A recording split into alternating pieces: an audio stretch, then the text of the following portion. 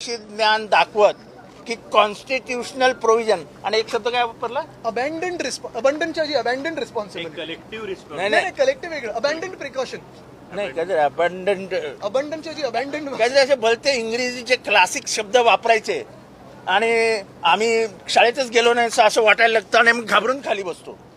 तर अध्यक्ष महोदय आम्ही खूप हुशार आहोत. आम्ही चांगल्या शाळेत गेलेलो आहोत.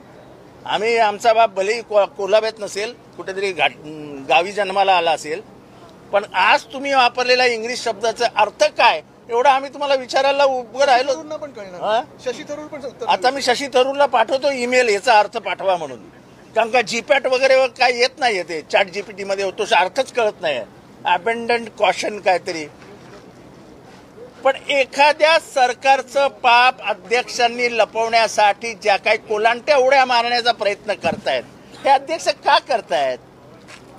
या सभागृहाची गरिमा टिकली पाहिजे. या सभागृहाचं मूल्यांकन कमी होता कामा नये. हे सभागृह महाराष्ट्राची इज्जत इब्रत राखणार आहे. तिथेच महाराष्ट्राच्या एकंदर चारित्र्यावरती त्याच्या राजकीय चारित्र्यावरती कर्तृत्वावरती बलात्कार होतोय. तुम्हाला दिसत नाही. तुम्हाला दिसत नाही अध्यक्ष महोदय. आणि मग अध्यक्ष महोदय आता तरी सुधरा. आता तरी मर्यादेचं पालन करा.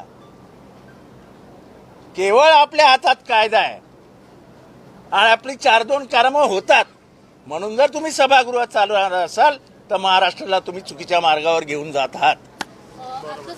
अशा नवनवीन व्हिडिओ पाहण्यासाठी चॅनलला लाईक आणि सबस्क्राईब करा.